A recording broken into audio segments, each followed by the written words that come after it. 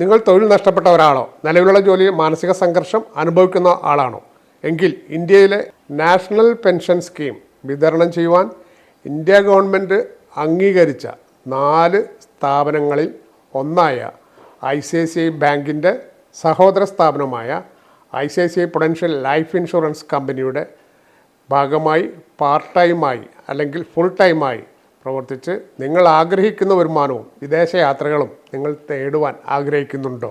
നിങ്ങൾ ഒരു ബിരുദധാരിയോ പ്രവാസിയോ കൂടുതൽ ആളുകളുമായി ഇടപഴകാൻ താല്പര്യമുള്ളയാളാണോ?